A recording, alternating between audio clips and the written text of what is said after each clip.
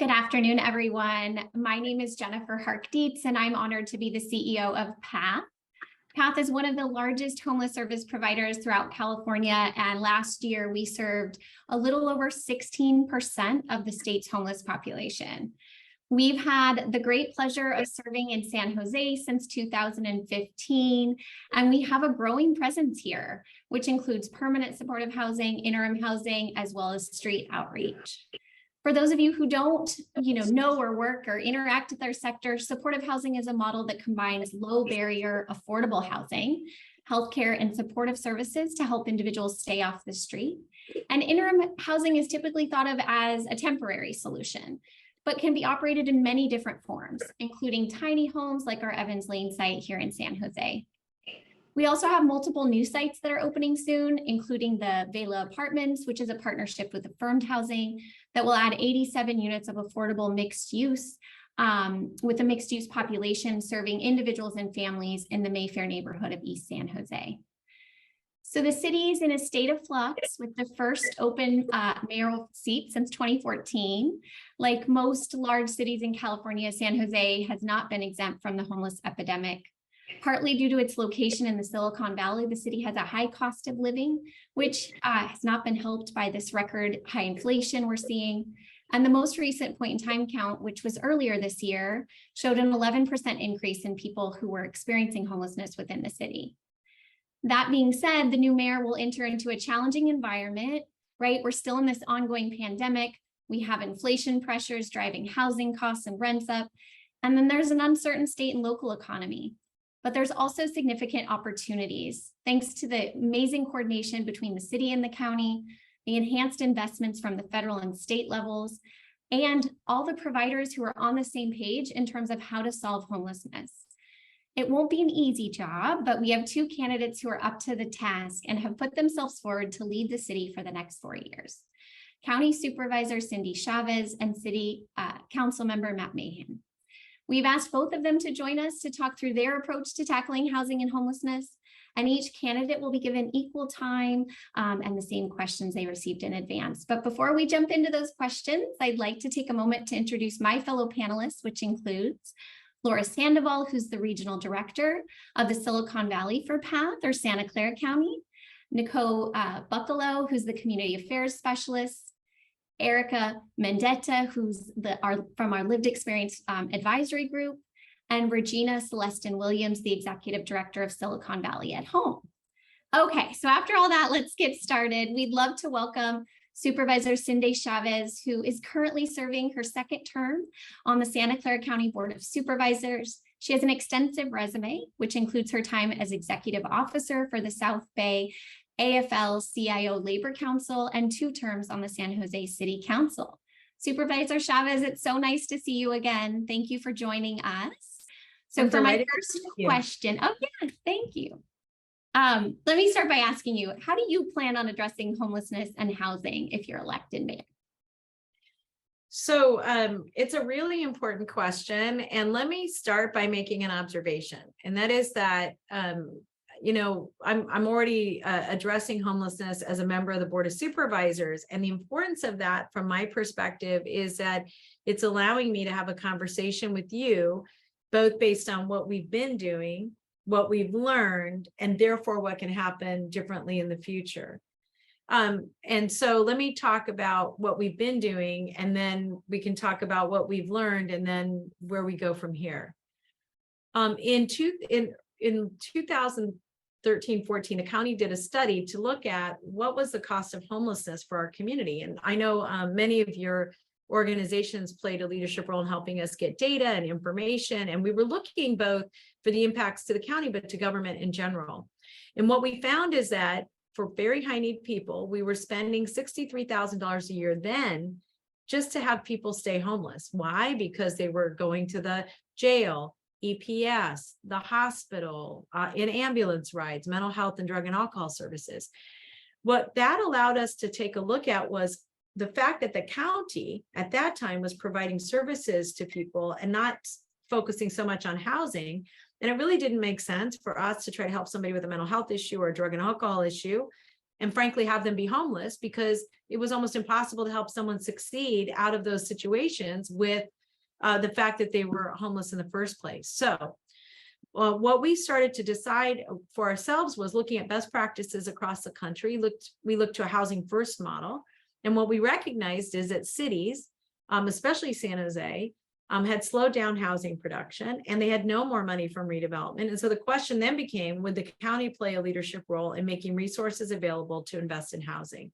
And we ultimately decided to do that. And so many of you helped us pass Measure A, which is just one tool that we're using. So what we're doing now is we're housing people. We have everybody in one database in our community as effectively and efficiently as we can. We're housing people who are high need, and we're housing people as quickly as we can. So first, we're going to continue to house people. Second, we've got to keep people from becoming homeless in the first place, because we spend $63,000 on a person who's severely mentally ill and homeless here, but we can invest $5,000 average one-time money to keep people from becoming homeless in the first place. And then we have to be laser focused on everything, because I think, Jennifer, you raised a good point that it's permanent supportive housing, it's shelters, it's interim housing, which could be any number of things, whether it's tiny homes or manufactured housing. It's permanent supportive housing that we must build and make available. And for all of it, it's making sure that people have services at the level that they need them.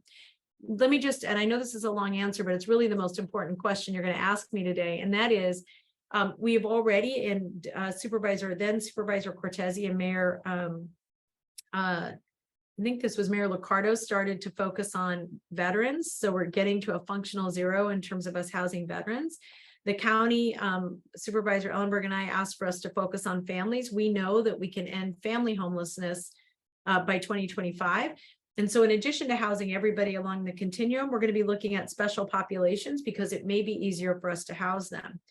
And then one other thing I just want to add, and that's about rapid rehousing, right? Because we want to make sure we do not leave people on the street so they don't further decompensate, both for their own health, but also if we're going to have a cost-effective way of addressing this, it requires us to use all the tools.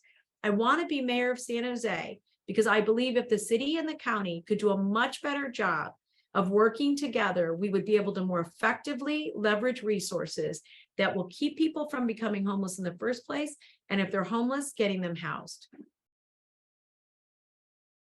Thank you so much for that overview that, yeah, touches on so many components. It's, you know, it's a really in-depth approach. What do you think the hurdles might be to getting there, and how can community providers help you reach those goals? Well, I think that one of the great opportunities we have with such incredible nonprofit partners is that you have access to people with lived experience, so that we can be centered on the experience of folks, so that the services we're providing are relevant and meaningful. Everything from making sure that once someone is housed, that they have the services they need. And if they're able to work, that they're getting the job training they need and the supportive services they need to get that permanent job. And that we're working very closely to better understand all of the challenges that people are facing. And so the barriers really are sometimes self-inflicted. You know, like the state will give us money and say, you have 1 hour to spend it, or you can only spend it on this product. What I would much prefer is the state say to us, Santa Clara County, City of San Jose, here's what we want you to be responsible for, and let us hit that target. As an example, with Measure A, we told the public with Measure A funding that we were going to build or preserve 4,800 units within 10 years. And everybody told us it was impossible to do and blah, blah, blah. But we're going to meet that goal. We're going to exceed that goal. And that's because we had the flexibility at a local level to design a program that reduced barriers. So I think part of it is the next mayor's got to have a very significant relationship with other large cities, so that the money we're getting gives us the flexibility to respond quickly and urgently on the ground. Thank you so much for that insight. We definitely love those words, right? Quickly and urgently, because we know we're in such a crisis. I'm going to turn over now to my colleague, Laura Sandoval, for the next question. Thank you, Jennifer. And thank you, Supervisor. We appreciate you being here today. My team and I interact with people experiencing homelessness every day. and hearing their stories motivates us to fight on their behalf. Can you share a personal experience you've had with someone experiencing homelessness that's impacted you? What a great question, Laura. And honestly, there are many. But let me just tell you about one. I attended an opening for one of our affordable housing developments downtown that has some permanent supportive housing in it. And when I got there, I was given the opportunity to speak, and there were two residents that were just moving in that were also given the opportunity to speak. And one of them I had known as a community activist 20 years earlier, and I'd known him and his family for 20 years. And because of a divorce and some other personal things that happened, somebody who was stably housed, who volunteered at the food bank to give other people food, was now homeless. And when I congratulated him on getting his housing, and I gave him a big hug, and I said, Mike, congratulations, this is wonderful. And he said, he just started crying, and he said, there are so many people suffering. You have to do more, and you have to do it faster. And that has been my mantra ever since. Do more, do it faster, do it in the most cost-effective, thoughtful way we can, so that we keep the community support. And he's right. Very little time for celebration. We have to do more. We have to do it faster. Thank you so much for sharing that. And those personal stories, right? They really do bring the work home. What we do every day, it's important to ground ourselves in that. I next want to introduce Nicole Bucklow from our PATH team. She's done a really amazing job working with our residents to help them share their experience as advocates. And they've now spoken with multiple elected officials about ways in which their experience of being homeless could positively impact future policy choices. So Nicole. Thank you, Jennifer. It's been a great honor to work with these amazing residents. They have formed a lived expertise focus group, and one of their representatives, Erica Mendieta, is here today to share a question that the group put together. Good afternoon, Mrs. Chavez. Hi, Erica. Hi, how are you? How will you as mayor combat the stigma against those experiencing homelessness in our community and build compassion? Yes, Erica, what a good question. And I think one thing that I would be very interested in is spending even more time with our lived experience community to better understand, you know, the impacts of the stigma and how you think we should address it. You know, one thing that I think we have to really focus on is making sure that there are personal relationships between the housed community and the unhoused community. As an example, in at the Casitas that is in front of City Hall, that program has a board of community members that work with the residents and the service provider to support the housing there. And what's happened is you have friendships, you have investments coming from the community. It's been beautified. The community is very protective of that tiny home project because they feel like they've invested in it, and they are the bridge to the surrounding community, both for this site, but for other sites. And so I think we have to treat each party as not as if they're the other, but as if there's an opportunity for us to build deep and meaningful relationships that really serve the community well. And I think we can learn a lot from that. The community board there, and from the Amigos is the service provider there, and from the residents. And I think that when the only way to take stigma away is for us to tell each other our stories, why we think what we think, how we ended up in this situation, how, you know, what we've learned on our journeys. And one of the things that's really been an honor for me is to get to talk to so many people who are open enough to share their stories, because sometimes that can be really painful. Thank you. Thank you so much, Erica, for being here, and thank you, Supervisor. I also want to give a huge shout out to the entire lived experience focus group for coming up with a thoughtful question, and to Nicole for leading those efforts. So now I'm going to introduce one of our really esteemed community partners, Regina Celestin Williams, who's the Executive Director of Silicon Valley at Home, which is a leading voice for affordable housing production in the region. Thank you so much, Jennifer. Hello, Supervisor Chavez. Very good to see you today. In California, Silicon Valley, and here in San Jose, we have an insufficient supply of affordable housing. Due to so many people competing for the limited available housing, we see housing costs rising and community members getting pushed out. This compounds the historic housing injustice in San Jose, which, like most parts of the country, has a legacy of inequitable investment and exclusionary zoning practices. How will you further housing justice and ensure every resident has access to safe, stable, and affordable housing, especially residents with lower incomes? Great question, Regina. You know, I think that we have to be able to recognize that we have to do all the things, right? Like, it would be easy to say, we should just do manufactured housing, or we should just do tiny homes, or we should build more shelters. And the reality is that we need to build more affordable housing. We need to make sure that housing that's available now stays affordable. We need to make sure we're preserving naturally affordable housing. And we need to make sure we're using the latest construction technologies that allow us to do more with a very finite resource. And I say this because I think it's very easy to be critical of the situation we're in now. But I just want to make an observation about what every city can do, including San Jose. First of all, cities are responsible for housing production. Like, it's their job not to produce the housing, but to create the conditions that housing can be developed and built.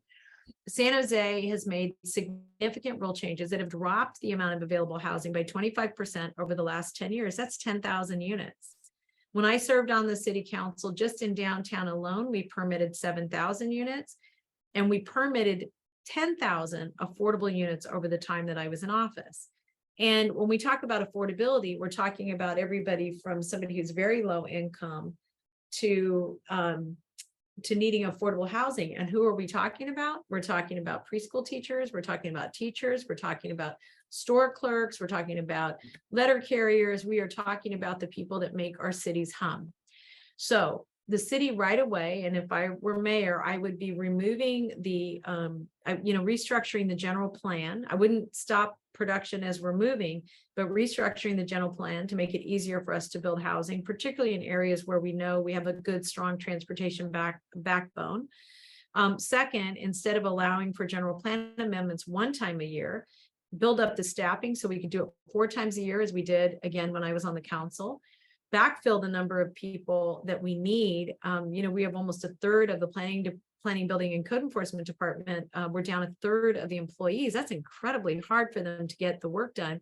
And we have to expand our external partnership. While we do have some support plan checking, it's not nearly enough to deal with the backlog and get that momentum going, moving forward. And then the city needs to restructure these departments so we're keeping the best and the brightest instead of losing everybody as soon as we train them. That's some of what can be done right now that would make a huge difference. The other thing I would say is that we all wait with bated breath for tax credits. It takes way, way too long to get them. And sometimes that holds projects so long that we just watch the prices escalate year after year. And so making sure that we're looking at the timeline for construction with the kind of urgency that requires us to move is going to be critical, because I think if we don't really address the financing side of it in a more robust way, we're going to continue to just borrow money. Like, we're paying a lot for money because of how long the process is taking. And that's something I'd really like to get rid of as soon as possible. One other thing just popped into my head as it relates to, how we can speed things up. And one of them that I think we have to think more critically about is whether or not there are alternative forms of financing that we should be looking at, and the role that not just the city but the county can play in this as well. And just as a reminder, when we went to the voters and we said, give us money for Measure A, and we said we'd have these 4,800 units. What we've been able to leverage is for every single dollar we've spent, we've leveraged $4.50.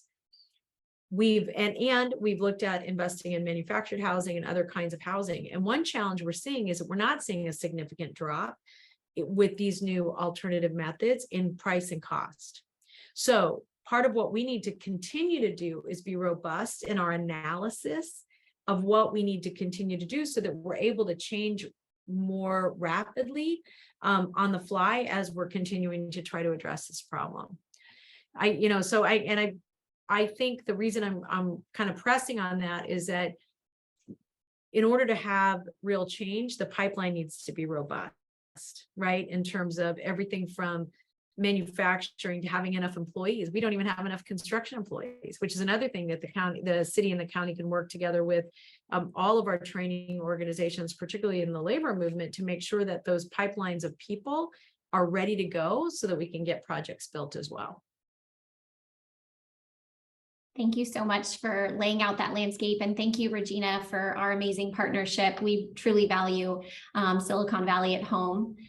Okay, so it's an important race. You know, we're actively watching the news as we get closer to Election Day, which falls on November 8th this year. And ballots will be going out if you haven't already received them. So what is the final message, Supervisor, that you want to leave with voters as they start to think more about their choices for mayor this year? It's a great question. So first of all, let me thank again the organizers for having an important discussion on something that is so critical, which is how are we addressing housing and homelessness? And what I think is really important to note is this. We, since 2015, in our community with all of our partners, have housed over 20,000 unhoused people. We are ahead of schedule on Measure A. We've done all of that with public-private partnerships, including using public land to make housing available and more affordable. And we've been building along transportation lines. That has been part of our DNA for a long time. I say that because I think it is very easy to say, here's what else you could be doing. It is so much harder to do it. When I say to the community, I believe we can end homelessness, that is based on my experience of supporting the efforts to house those 20,000 people, passing Measure A, being ahead of schedule on Measure A, investing in tiny homes, and investing in mental health and drug and alcohol counseling services, which is what we've been doing. And so what I would just say is that I think experience matters, and it doesn't mean we've gotten everything right, but what it does mean is that we're in better shape than most cities in the state because we've worked collaboratively. We've learned from our mistakes and have changed up very quickly. And I believe that on our watch, we can bring our homelessness problem under control. Like I think about it, like we can build, we can place people in housing, we can keep people from becoming homeless, rapidly rehouse them, focus on these target groups, and essentially squeeze that problem until it's not an issue for us anymore. I am confident that working with our nonprofit partners, with our private sector partners, getting the city and the county to work more collaboratively, that we can take our precious resources, stretch them further, and get people in our community housed with the support and help that they need. I'm asking for your vote, all of you, because I have the experience, I've had the accomplishments, but more than that, I have the ability to learn fast and make sure that we're addressing issues as they come up as quickly as we can. It's an emergency. It's urgent. And it's urgent for the people who are homeless. It's urgent for the people in our community whose hearts are broken because of homelessness. And I think working together, not pointing fingers, not blaming, rolling up our sleeves, digging in, that we can get this problem addressed. Thank you once again so much for your time today. We really appreciate your commitment to solving homelessness, and we look forward to our continued work together. And also thank you to our panelists for joining us. We look forward to more solutions to end homelessness. Thank you all. Thank you for the thoughtful questions, and keep up the amazing work. You're doing great. Thank you. Hi, everyone, and welcome to our second segment of PATH's Candidate Forum on the San Jose mayoral race. I'm Jennifer Harkdietz, the CEO of PATH, and we're so thankful for the opportunity to serve in the Silicon Valley. It is a dynamic time in the city of San Jose with an open seat for mayor, which will certainly have an impact on the regional approach to solving homelessness. We're fortunate to have a chance to speak and work with both candidates in the race. Today, we'll be talking with Councilmember Matt Mahan. Councilmember Matt Mahan was elected to the City Council in 2020, representing the southern tip of the city in Santa Teresa and Almaden neighborhoods. Councilmember Mahan is a former East Side public school teacher and an entrepreneur who founded and led social media companies dedicated to empowering citizens to hold their government accountable. Councilmember Mahan's mayoral campaign is focused on requiring accountability, efficiency, and innovation from our city government. We have asked the council member to join us to talk through his approach to tackling the housing and homelessness crisis. Both candidates will be given the equal time and received the questions we'll ask today. Before we jump into those questions, I'd like to take a moment to introduce my fellow panelists, which includes Laura Sandoval, our regional director up in the Silicon Valley for PATH, Nicole Buccalo, our community affairs specialist for PATH. We have Erica Mendieta, who is on our lived experience advisory board, and Regina Celestin Williams, who's the executive director of Silicon Valley at Home. Okay, so Councilmember Mahan, it's so nice to see you again. We thank you for joining us today. Thanks, Jennifer. It's great to be here with you and all of your colleagues. Hi, everybody. Thanks for the opportunity. So for our first question, then, I'm going to start by asking you, how do you plan on addressing housing and homelessness if you are elected mayor? Oh, just a small question. Yeah, let me try to sort of take it from both sides of that question. So I think that the starting place for me is recognizing that we have a huge housing supply crisis. We have had a widespread public policy failure in our state, particularly in coastal areas of the Bay Area, in which we have added jobs at a much faster rate than we've built housing. Cities, unfortunately, are incentivized to add commercial capacity. In our area, we have added roughly, there are different numbers, but roughly 6 jobs for every home we've built. That is leading to huge economic stress and dislocation, displacement. It is at the root of so many of our challenges as a region and a community. So on that, thinking kind of holistically, at that end of the spectrum, we very much need to reduce barriers to building housing. And this is where cities play a central role. Our planning department has a 26% vacancy rate right now, totally unacceptable. Our processes are very slow. We have to streamline the way that we implement CEQA. Even building the exact kind of housing we want by building up in, vertically in a mixed use pattern near transit in a place like downtown San Jose that can sustain many more residents. Even there, our environmental review process can take well over a year. In many parts of our city, our fees, but in total now often are more than $100,000 a unit. And so I think at that end, it's really streamlining, reducing fees, removing barriers, fully staffing our planning department, and being a great place to invest in housing. And we need state policies that encourage other cities to pursue more balanced growth. And I will be a very strong advocate for balanced growth. San Jose has some real budget constraints because we're already such a residential heavy city. We cannot continue to have neighboring cities add 10,000 jobs and not want to permit any more housing. So that to me is the big picture challenge. When you talk about, they may be bridging to homelessness, I very much believe there is a role for government to use public subsidy to provide affordable housing to those who most need it. We know you're going to always have market failures.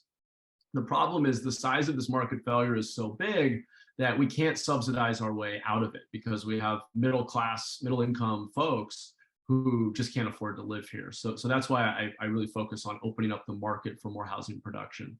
I also think going to the other end of this tragedy, the fact that we have people living outside in the wealthiest place on earth is totally just unethical. It's wrong. It shouldn't exist.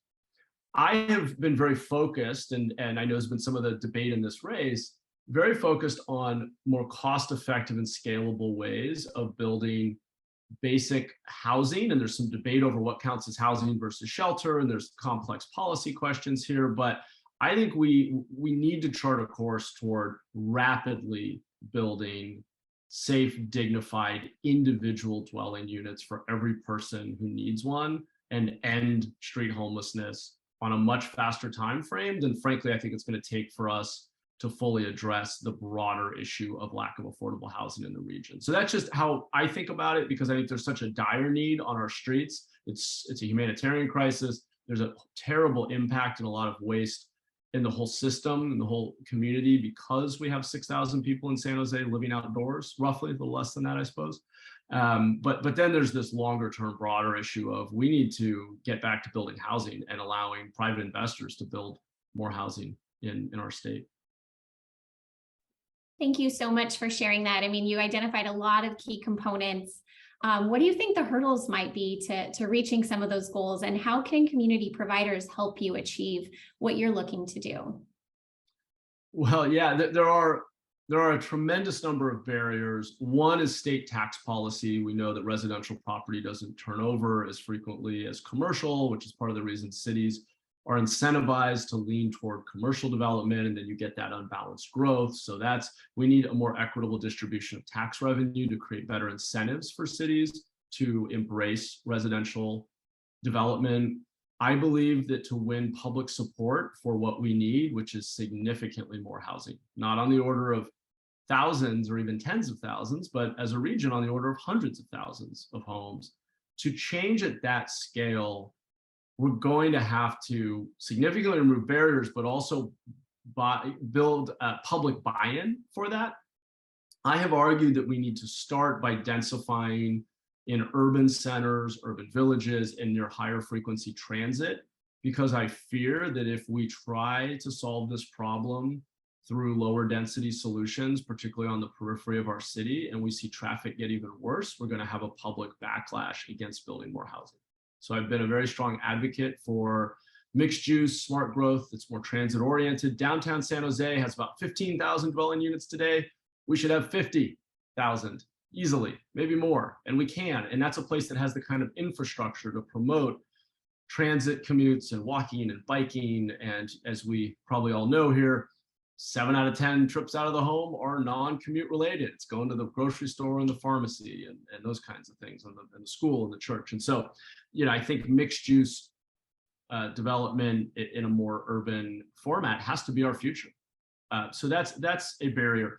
The reason I touch on that second point is it's not just state policies and tax policy. And I talked about our planning department vacancies and our implementation of CEQA and historical preservation, all the mitigation fees. We've added all of these well-intended regulations and rules and processes and fees, and they're all well-intended and they're all good in a vacuum. But when you layer them all up, the net effect is we don't build enough housing. And so we're going to have to really rethink that and do streamlining, which is an overused term. But I'm also pointing to the smart growth approach and really making the case for more housing, because I think our biggest challenge in the long run is really public opposition. If we can't get people excited about and feeling aspirational about a state that still grows, that still invests, that makes room for newcomers, that does the kinds of things that we did in the 20th century to support a diverse and growing population, then no amount of tinkering with our policies and our processes is going to solve this. So I really think we have to build public buy-in for housing, and that's especially true when we're serving underserved and vulnerable populations like our unhoused community. Thank you so much for that additional insight. I'm now going to turn it over to my colleague, Laura Sandoval, who's our Regional Director for the Santa Clara County region. Thanks, Jennifer. And hello, council member. We are really appreciative that you're here today. Great to see you. Just call me Matt.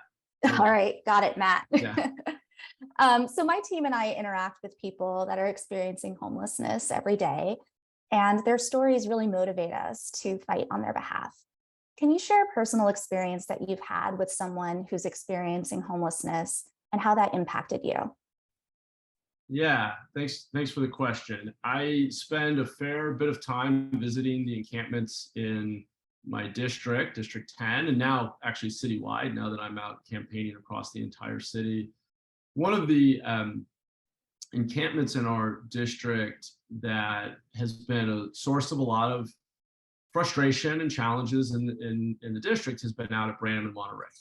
And we were getting just dozens, probably hundreds of complaints about noise and fires and all the rest that, you know, people are living, right? And they're living outside and don't have the benefit of proper housing. So I decided to go out and start to visit the encampment, and actually made a number of trips. Probably visited the encampment at Brandon and Monterey. It's a city-owned lot within our district. Or well, actually, it was just redistricted out, but was in the district for over a year. And one day when I was visiting, so I started to get to know some of the residents of that site. And one day when I was there, I saw a gentleman who I had never seen there before, but he knew everyone there. And he had been housed and was working, and he had come back because he had a community, he had a social network in that encampment. And he was there talking and checking in with folks. He was encouraging folks who were there. I heard him, say like, you can do this. And, we talked about addiction. We talked about some of his challenges. We talked about his path to recovery. But what really stuck with me was the fact that he came back, that he was there, even though it wasn't like he just got housed and then went off. This was his community. We all are social beings. We need family, we need community. And it just gave me a different perspective on the problem, to actually be there and witness this gentleman coming back to see his friends and being encouraging. And it was a beautiful thing to see. I think to me, as a policymaker, it points to questions such as, are there models in which we actually need to keep together the communities that have been formed amongst those who have been pushed out into the streets? So I think, I don't know, it just gave me a different perspective on the entire crisis than I had up to that point about a year ago. And it's really stuck with me. Thank you so much for sharing that. I mean, for us, I think, each individual story is so unique and so important to the work we do. So it's a perfect segue to transition to another PATH team member, which is Nicole Buccalo. And Nicole, she's done a really excellent job of helping to really, work with our residents to share their voice. And now our residents have spoken with multiple elected officials about their experience, whether that's on the street, in interim housing, whatever it may be, and how that could impact future policy changes. So I'll turn it over to Nicole now. Hi, thanks so much for being with us, and thank you, Jennifer. It's been a great honor to work with these amazing individuals. They've formed a lived expertise focus group, and one of their representatives, Erica Mendieta, is here today to share a question that the group put together. Good afternoon, Matt. Hi. Hi. How will you as mayor combat stigma against those experiencing homelessness in our community to build compassion?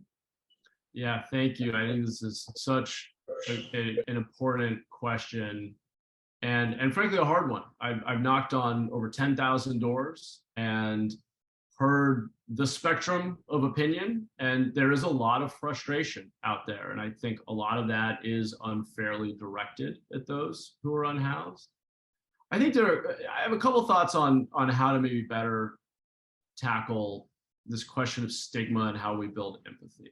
I think one is, as mayor, our mayor doesn't have a whole lot of executive power, but the mayor does have the biggest soapbox, the biggest megaphone, if you will. And I think the opportunity there is to spend time in our encampments and our shelters and our transitional housing, permanent supportive housing, and really tell the story, get to know people, and help share that platform with those who have lived experience and highlight individual stories. I think that's a very powerful mechanism, and I fully intend to leverage that megaphone, if you will, to highlight those stories.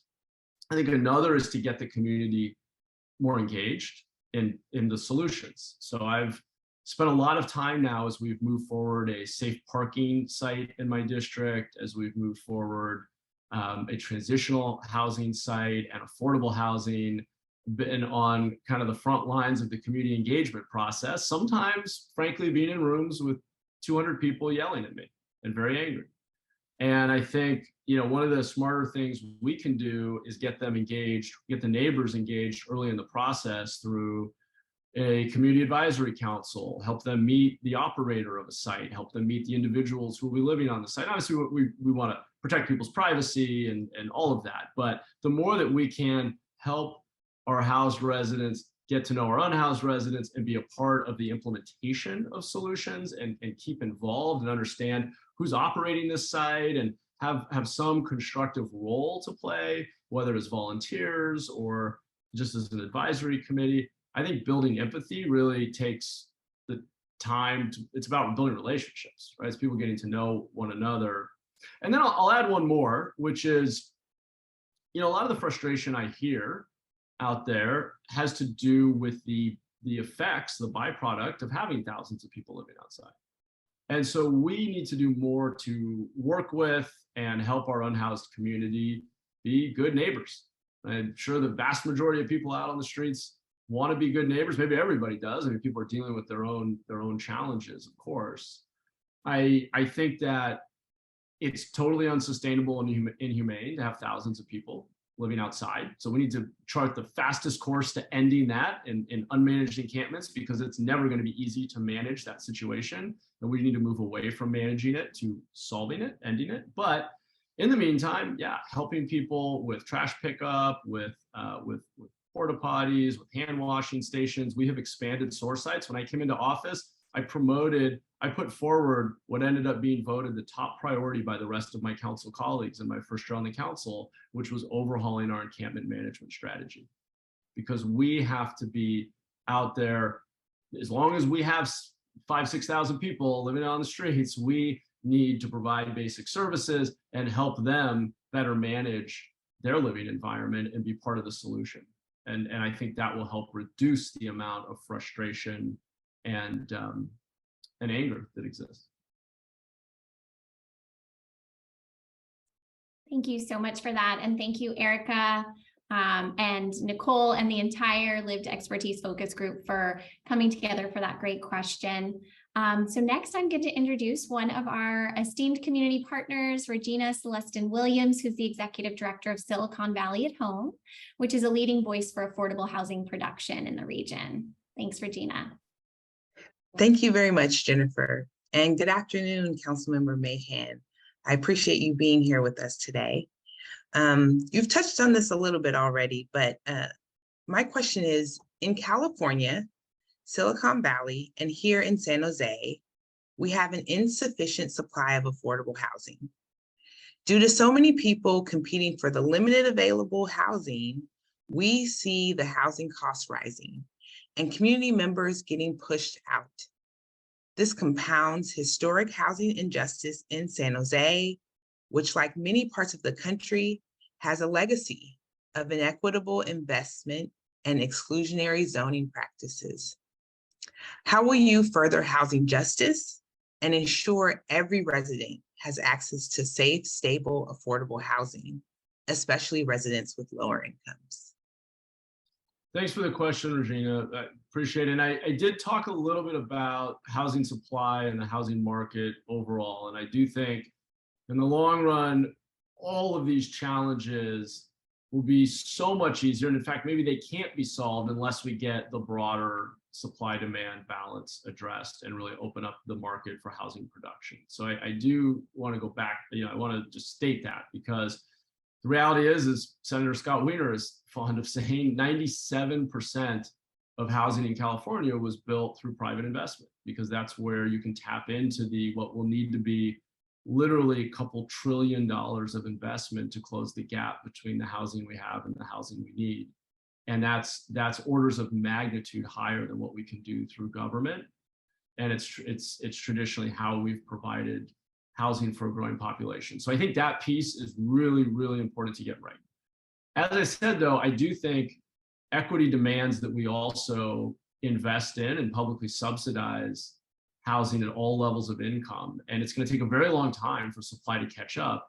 Currently, we're not on path to ever catching up. So we need to get on the trajectory of doing that.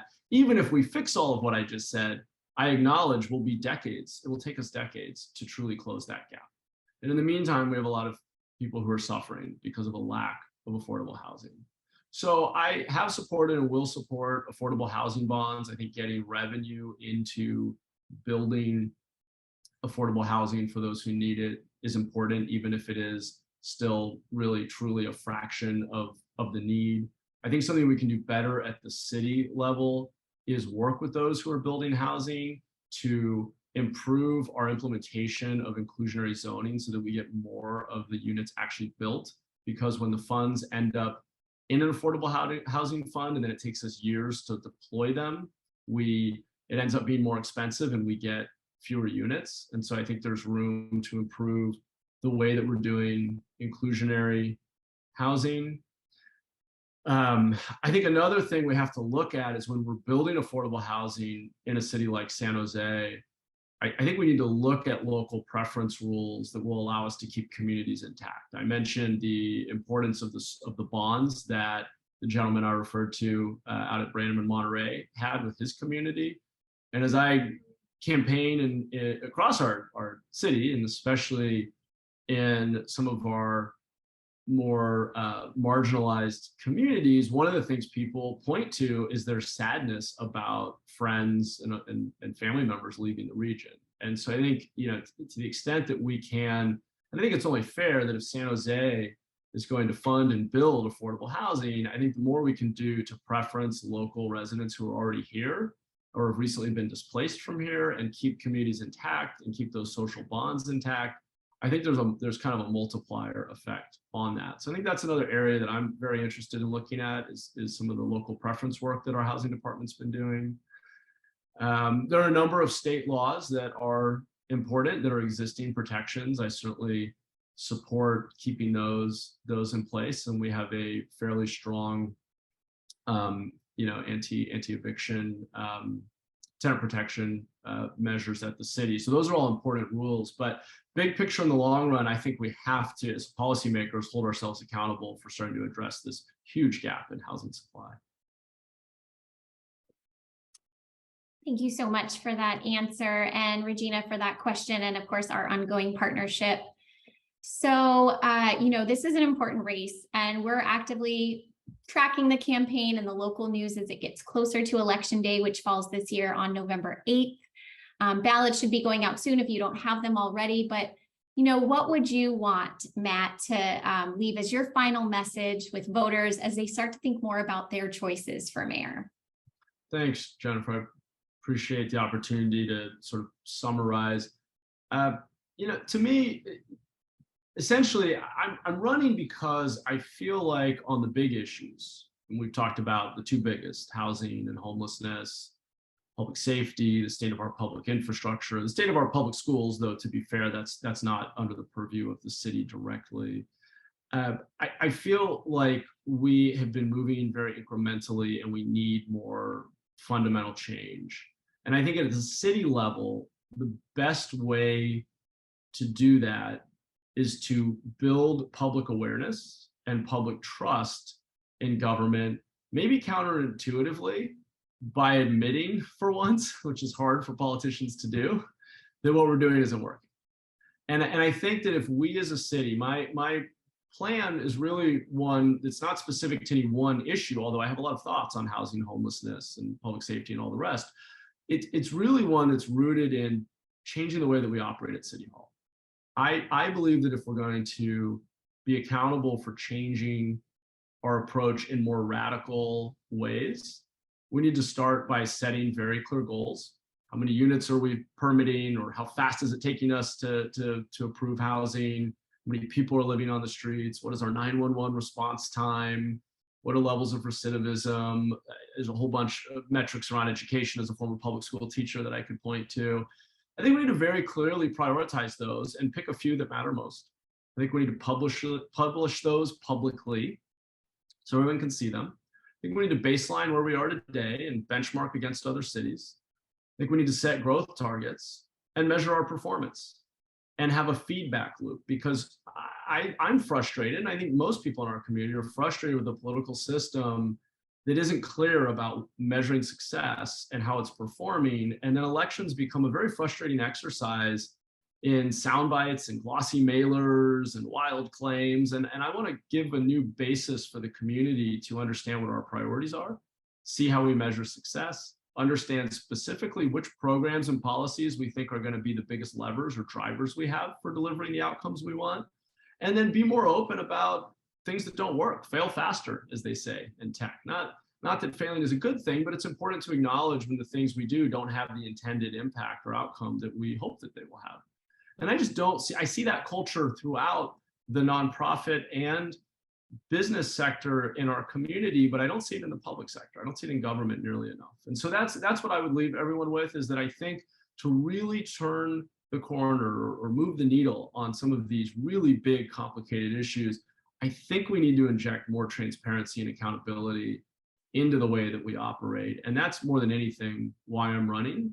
And I hope people will take a moment to check out mayhanforsanjose.com and learn more about some of the specific policies in addition to that accountability plan that I'm promoting. So thank you again. I really appreciate the opportunity. Great questions, and look forward to working with you all in whatever capacity going forward. Thank you so much. We're so grateful you were here. We're thankful for your time, and to all of our panelists, thank you for your time. We look forward to our continued work together, and love words when we hear them, things like transparency, urgency. So really grateful for everyone being here today. Awesome. Thank you, everyone. Thanks, Jennifer, and the whole panel. Thank you, guys. You were great.